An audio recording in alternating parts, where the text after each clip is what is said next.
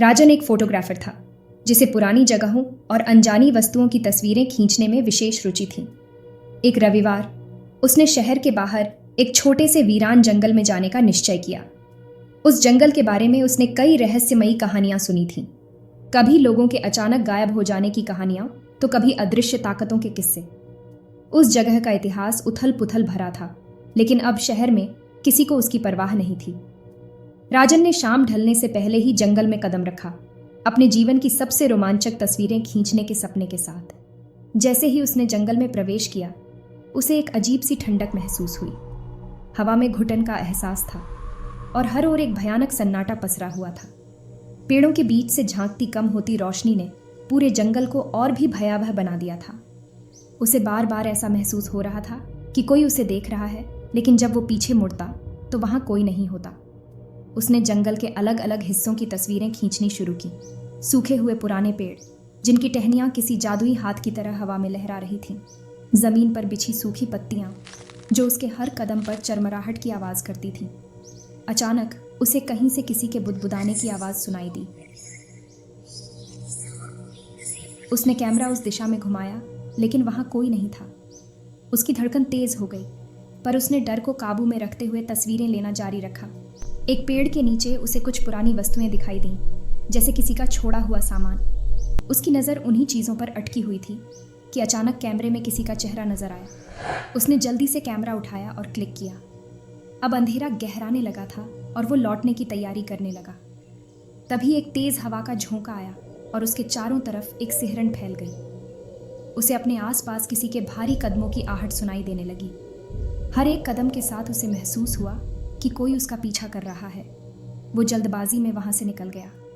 घर पहुंचते पहुंचते राजन को काफ़ी देर हो गई थी।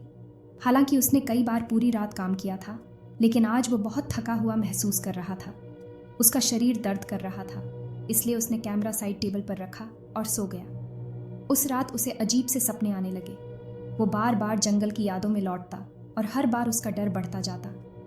अगली सुबह वो डार्क रूम में जाकर तस्वीरें डेवलप करने लगा।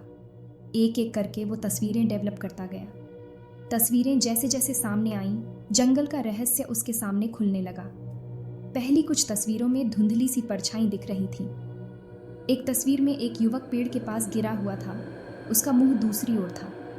जैसे जैसे राजन आगे बढ़ा, उस युवक का चेहरा धीरे धीरे उसकी ओर मुड़ता गया। उसकी आंखों से खून बह रहा था, मानो किसी ने किसी भारी चीज से उसकी आंखें फोड़ दी हों। राजन सिहर उठा। अगली तस्वीर में एक औरत का चेहरा था। उसकी बड़ी और डरावनी आंखें सीधे कैमरे की ओर देख रही थीं और उसके चेहरे पर एक खौफनाक मुस्कान थी। उसकी वो निगाहें सीधे राजन को देख रही थीं और उसे लग रहा था कि वो औरत उसकी आत्मा को भेद रही हो। राजन अब और तस्वीरें देखने से डर रहा था, पर आखिरी तस्वीर बची थी। उसने डरते हुए उस तस्वीर को उठाया। उस तस्वीर में एक युवक का चेहरा था, खून से लथपथ, उसकी आंखें खुली हुई थीं।